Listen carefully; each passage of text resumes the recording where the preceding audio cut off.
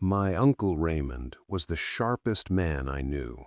Quick mind, great memory, could recall conversations from 20 years ago word for word. At 72, he started forgetting things, small things at first, then bigger ones. His doctor ran every test. Everything came back within normal range. What nobody looked at, not once, was what Raymond ate every single day for 30 years. I looked, and what I found stopped me cold. I'm 64 years old, and I want to talk today about something that most people over 60 never connect to their brain health: what they eat. Not because food is the only factor in cognitive decline, it isn't, but because the relationship between what we put in our bodies after 60 and how our brains function is far stronger and far more immediate than most of us realize. Here's what the research actually shows. The brain after 60 is more vulnerable to dietary inflammation than at any previous point in life. The blood-brain barrier, which filters what enters your brain from your bloodstream, becomes more permeable with age, meaning that the foods you eat after 60 affect your brain more directly, more quickly, and more significantly than they did at 40. And 6 specific foods that most people over 60 eat regularly, often daily, are particularly destructive to brain function, not in theory, in measurable, documented ways that show up in cognitive testing, in brain scans, in the clinical outcomes of real people. Today, I want to name all 6, not to frighten you, to give you information that your doctor may not have shared and that you can actually do something about starting today. Stay with me through all 6, because food number 4 is the one that will surprise you most. It's something almost everyone over 60 consumes regularly and considers harmless. Before I get to food number 2, I want to tell you what a neurologist told me when I asked her directly, what is the single dietary change someone over 60 could make today that would have the biggest impact on their brain health? Her answer was not what I expected. I'll share it exactly in about 4 minutes. But first, the one that most people already suspect but continue eating anyway. The first food destroying your brain after 60: added sugar and high glycemic processed foods. White bread, pastries, sugary cereals, sweetened drinks, candy, anything made with refined flour or added sugar. Here's what these foods do to the brain specifically after 60. They cause rapid spikes in blood glucose, followed by rapid crashes. Those spikes and crashes, repeated daily over years, trigger chronic low-grade inflammation throughout the body, including in the brain. That inflammation is directly associated with accelerated cognitive decline, with memory problems, with the kind of brain fog that people dismiss as normal aging, but that research suggests is at least partly dietary in origin. There's also a more specific mechanism. High blood sugar promotes the production of advanced glycation end products, AGEs, which damage neurons directly and accumulate in the brain tissue associated with memory and executive function. My Uncle Raymond had cereal for breakfast every morning, white toast with every meal, 3 times a day, every day for decades. The neurologist who finally reviewed his full history told his daughter his diet was chronically inflammatory for 30 years. That has consequences. Reduce added sugar. Replace refined carbohydrates with whole food alternatives. This single change, made consistently, is one of the most powerful things you can do for your brain after 60. Second food: ultra-processed foods of any kind. Packaged snacks, fast food, frozen meals with long ingredient lists, anything manufactured to be shelf-stable, hyper-palatable, and convenient. A major study published in JAMA Neurology tracked over 10,000 adults over several years and found that each 10% increase in ultra-processed food consumption was associated with a measurable acceleration in cognitive decline, independent of other dietary factors. These foods are engineered to override your body's satiety signals. They're high in omega-6 fatty acids, which promote inflammation, low in the nutrients, omega-3s, antioxidants, B vitamins, that the aging brain specifically needs. And because they're convenient and inexpensive, they've become the default diet for millions of older adults living alone or on fixed incomes. The brain you have at 75 is being built right now by what you eat today. Ultra-processed food is not building material. It is the opposite. Third food, trans fats and vegetable oils high in omega-6 fatty acids. Partially hydrogenated oils, found in many packaged foods, commercial baked goods, and some margarines, are directly neurotoxic. They disrupt cell membrane function throughout the body, including in neurons. They increase LDL cholesterol and systemic inflammation simultaneously. The FDA effectively banned partially hydrogenated oils in 2018, but they still appear in some products, and the broader category of refined vegetable oils high in omega-6 fats remains a significant concern. Corn oil, soybean oil, sunflower oil. These are not inherently dangerous in small amounts, but they dominate the modern food supply, in restaurant cooking, in packaged foods, in processed snacks, creating a chronic imbalance between omega-6 and omega-3 fatty acids in the diet.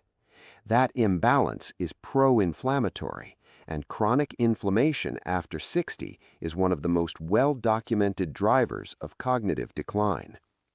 Cook with olive oil, with avocado oil, with butter in moderation, and read labels on packaged foods. If refined vegetable oil is high on the ingredient list, put it back. Now, what the neurologist told me. I asked her, one dietary change, biggest brain impact after 60. She said without hesitation, alcohol. Reduce it significantly or eliminate it. The brain after 60 processes alcohol completely differently than it did at 40, and the damage is faster and more lasting than most people understand. That brings me directly to food number 4, the one I promised would surprise you. Fourth food, the one most people over 60 consume regularly and consider moderate and harmless. Alcohol. I want to be careful here because I'm not talking about the occasional glass of wine at a family dinner. I'm talking about the regular, daily, just 1 or 2 drinks that has become a normal part of life for millions of older adults. Here's what changes after 60. The aging brain is significantly more vulnerable to alcohol's neurotoxic effects than it was at 30 or 40. The enzymes that metabolize alcohol become less efficient. The blood-brain barrier becomes more permeable. The brain's ability to repair alcohol-induced damage decreases. A landmark study from Oxford University, tracking over 550 adults over 30 years, found that even moderate drinking was associated with hippocampal atrophy. The hippocampus is the brain region most critical for memory formation. People who drank moderately showed measurable shrinkage of this region compared to non-drinkers, and the association was dose-dependent. More alcohol, more shrinkage. This is not about prohibition.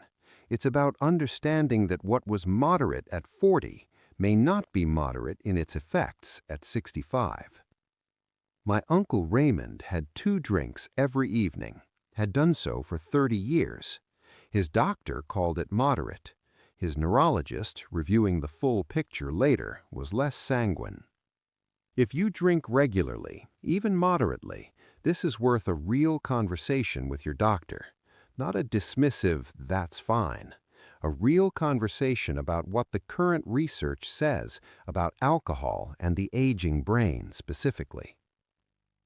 Fifth, excess sodium and processed meats. Deli meats, bacon, sausage, hot dogs, canned soups with high sodium content, packaged meals designed to last on a shelf. The sodium connection to brain health works through vascular mechanisms. Chronically high sodium intake raises blood pressure, which damages the small blood vessels supplying the brain with oxygen and nutrients. That vascular damage, accumulated over years, is one of the primary drivers of vascular dementia and age-related cognitive decline. Processed meats carry additional concerns. Nitrates used as preservatives have been associated in multiple studies with increased neuroinflammation, and the saturated fat content of many processed meats further contributes to the inflammatory burden on the aging brain. This doesn't mean eliminating meat. It means choosing less processed forms, fresh chicken, fish, lean beef, and paying attention to sodium content across your whole diet. Sixth and final, artificial sweeteners, particularly in large quantities. This one is more nuanced and more recent in the research, but the evidence is accumulating in a direction that deserves attention. Several studies, including a 2023 study published in Cell, have found associations with high artificial sweetener consumption and disruption of the gut microbiome. That matters for brain health because of the gut-brain axis, the bidirectional communication system between gut bacteria and brain function that researchers have only begun to understand in the past decade. Disrupted gut microbiome is associated with increased neuroinflammation, altered mood regulation, and, in some studies, accelerated cognitive decline. Diet sodas, sugar-free products, artificial sweetener packets in coffee and tea. These feel like the responsible choice, 0 calories, no sugar spike, but the research on their downstream effects is less reassuring than the marketing suggests. Whole foods, naturally sweetened in small amounts, remain a safer choice than large quantities of artificial alternatives. Here is your one action for today.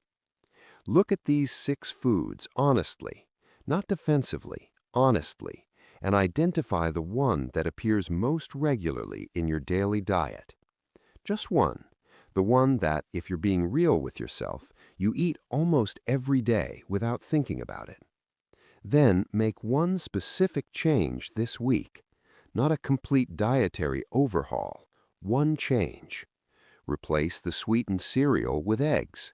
Swap the diet soda for sparkling water. Cook one dinner this week that has no processed ingredients. One change, 1 week. See how you feel. Because the brain you have at 70 is being built by what you eat at 64, and that is still within your control.